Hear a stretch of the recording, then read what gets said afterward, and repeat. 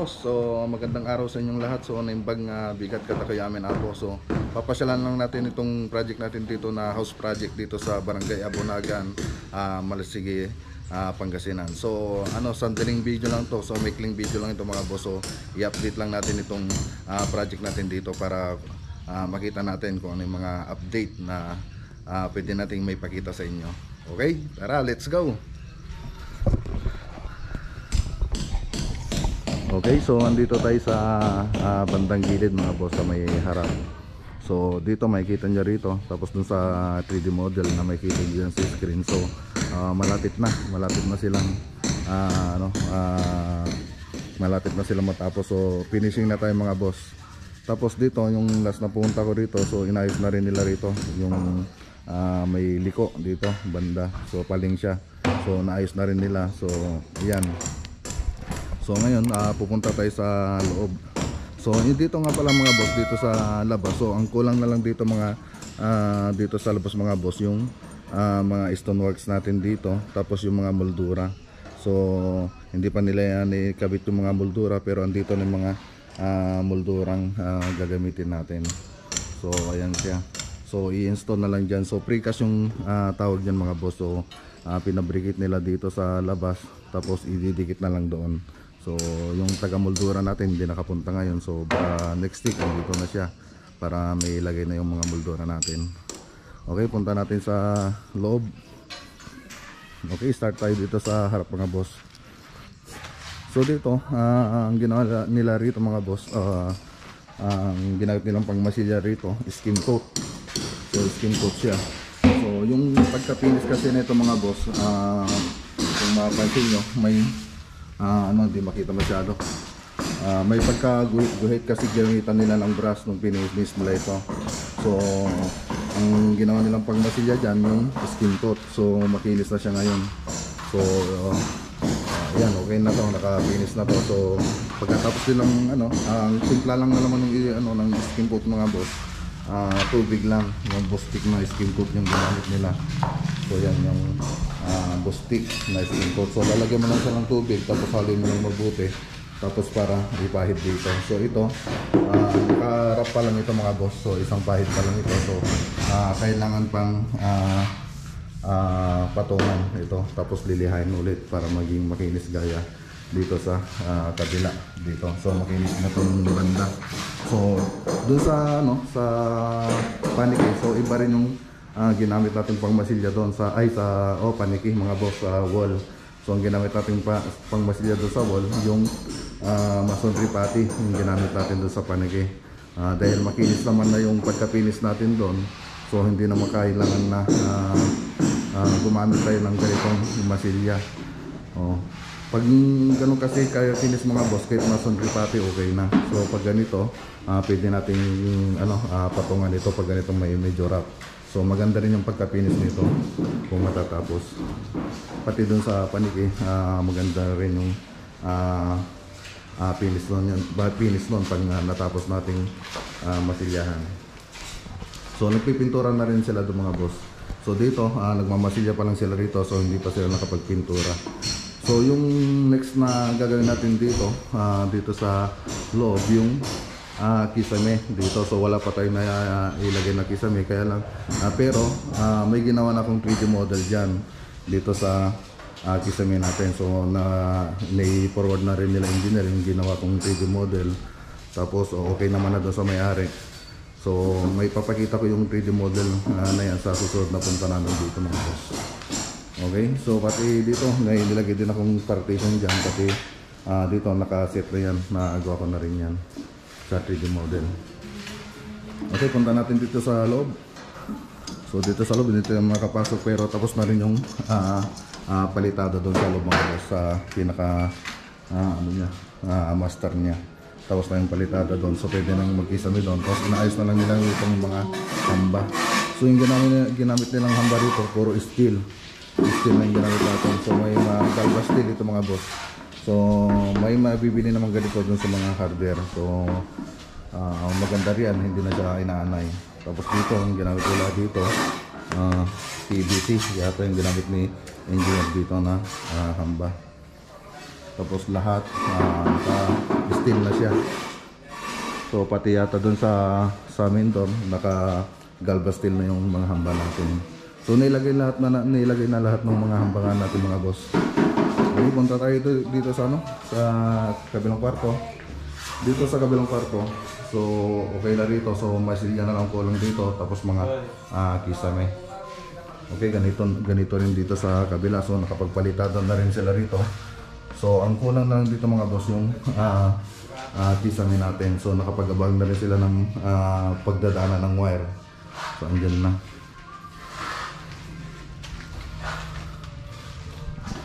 Okay, so dito sa banyo nakapag na rin sila ng mga pipes natin para sa CR.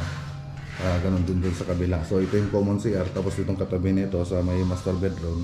Ito yung CR ng master bedroom. So magkatabi lang sila. So tingnan natin doon sa labas.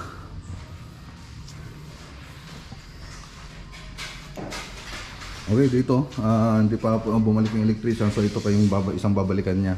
Ayusin niya tong natin yung lagay ng breaker. Okay, dito yung additional. So ewan ko kung anong usapan nila rito, nila engineer, kasi sila yung nag-usap nila madam. So may additional pa yata rito mga boss. So pinaliwanag na rin namin yan nung nakaraang video. So dirty kitchen yung magiging additional dito sa labas, dito sa likod ng bahay ni madam. Ito yung dito tayo sa side mga boss. So ang kulang na lang dito yung span rail.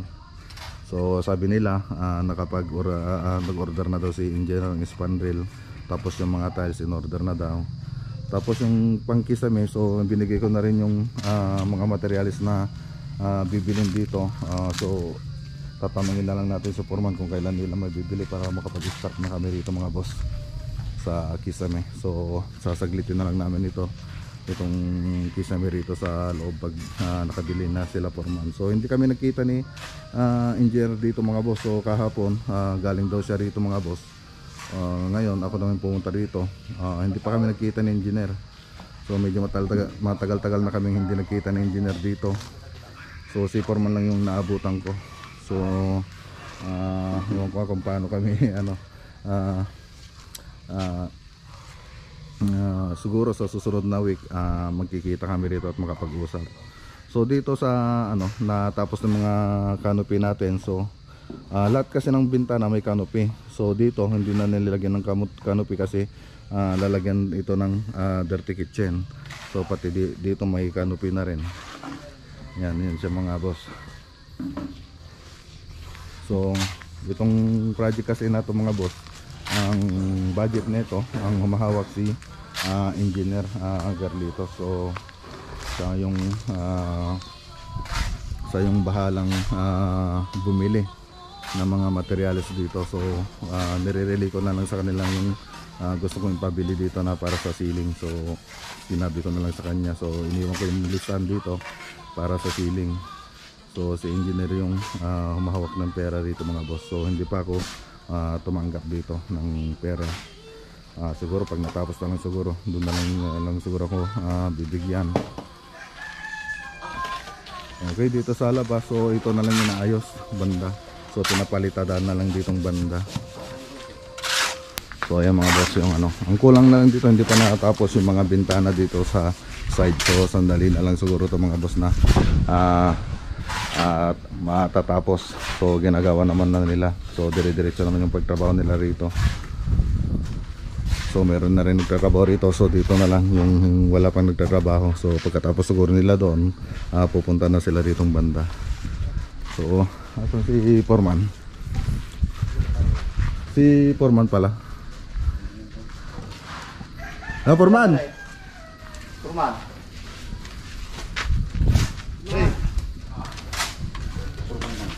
Tawagin natin si Foreman para may tayo, magtanong. Foreman! Foreman! Ayan, doon pala sa barracks mga boss. So andito na yung binigay nating materials para sa kisame. So pinalista ko na, so bibili na lang yan ni Foreman. So, kailan kaya natin mabibili yung yung materials, Foreman? Bibili po tayo ngayong linggo po ng tiles saka spandrel. Spandrel. Tapos yung itong materials ng kisame, Isama na rin natin. isama na rin para para sa minsanan next week makapag-umpisa na kami. Mga konting presyo ang mga spandrel na yan. Tapos Okay. yung So ano pa yung susunod nating gagawin dito, Foreman? ito nakaka-order na po ako ng salamin. Sa salamin naka-order dito na. sa bintana. Kasi So- tatlong bintana na yung ginagawa. Okay, so naka-order na rin pala si Foreman ng mga salamin na ito. So kailan kaya i-deliver yun, Foreman? Basta ako, nasimulan na. Basta matapos, ikakabit ka agad. Okay. So sa tansya mo, Foreman, kailan kaya matatapos ito? Sinukatan na kasi yung yung apat doon sa harapan. Tapos pag natapos na naman to, ginagawa nila, susukatan ulit. So sa next week, pwede na kayo mag-umpisa ng mag-tiles na rin dito. Tapos dito yung mga ibang rito, no, sa kabila, no. So hindi ko kasi nakakausap si engineer, so si Foreman na lang yung nakakausap natin dito. So ayan, tapos hello ma'am, may so meron silang bisita. Ayan si ma'am. Okay, so punta tayo sa harap Foreman para may tanong ako ron.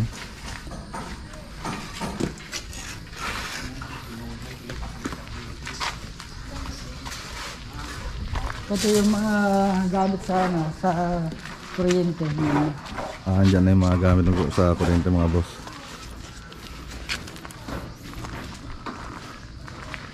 Tapos dito, Foreman, pagkatapos, ang masilya rin natin dito sa labas, skim coat din. Oo, ito. Sa skim coat din. Oo. So, Masilya na ito mga po. masilya na rin, no? Masilyado na. So, ito na. Ito yung gagawin natin dito. Ito, nalihan na itong mga ito. So, nakita ko nga, may makinis na. Makinis na siya, mga boss. Pinakita ko kanina. So, yung magmumuldura, next week, andito na kaya? Magkakabit na ng moldura. Yun nakapabrikit na lahat yung mga mga moldura natin. Yung pinakita ko kanina ito, mga boss. Yan ang moldura. So, precast yung ang ginawa nila rito, mga boss. Ito mga moldura natin sa mga Okay, so yan muna. So medyo pa, mga isang buwan pa kaya, Foreman, matatapos na to? pag may deliver lahat yung mga gamit baka hindi naabuti. Baka hindi nabuti ng isang buwan.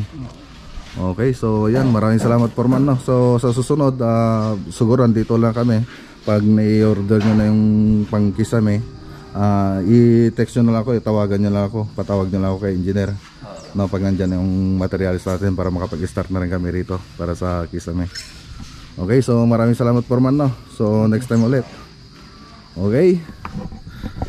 So yan, mga boss. So sa susunod na sa next week siguro mababalik kami rito para i-gawin yung kisame natin dito. So hintayin na lang natin yung text ni engineer o kaya tawag ni engineer kung pwede na kami mag-start, kasi sila nang hinihintay namin dito na tawagin kami.